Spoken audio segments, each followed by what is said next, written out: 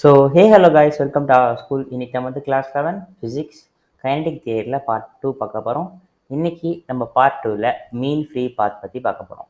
So மீன் free பாத்னா பொதுவாக என்ன, அதுக்கான டெஃபினேஷன் ஃபஸ்ட் நம்ம படிச்சு வந்துடலாம்.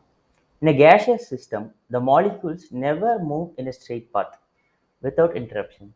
This is because they collide with each other and change speed and direction. Between every two collisions, a molecule travels a path length.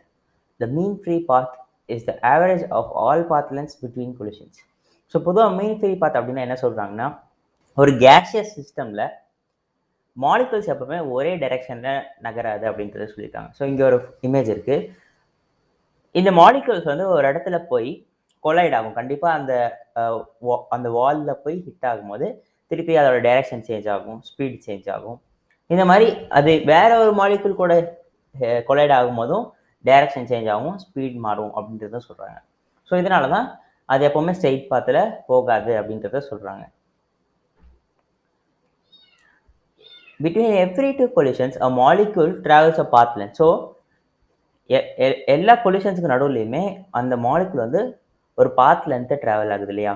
So first ஒரு collide ஆனதுக்கப்புறம் ஒரு பாத் length travel ஆகி அப்புறம் இன்னொரு கொலைட் ஆகும். ஸோ அந்த ட்ராவலான பாத் லென்த்து தான், அந்த ட்ராவலான பாத் லென்த் இருக்குல்ல, ஸோ அந்த மாதிரி நிறைய பாத் லென்த்தோட ஆவரேஜை பார்த்தோம்னா தான் the mean free path is the average of all path lengths.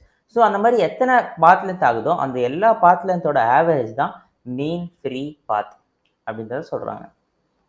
So மீன்னா நமக்கு ஏற்கனவே தெரியும் பாத்துன்னு. ஸோ மீன்னா ஏற்கனவே நமக்கு தெரியும் ஆவரேஜ்னு, total number by number of happenings, அதுதான் மீன் அப்படின்னு நம்ம மேக்ஸில் படிச்சிருப்போம். ஸோ அதான் இங்கே மென்ஷன் பண்ணியிருக்காங்க, mean free path. So that's it guys, thank you for வாட்சிங். நம்ம வந்து பார்ட் 3ல கண்டினியூ பண்ணலாம்.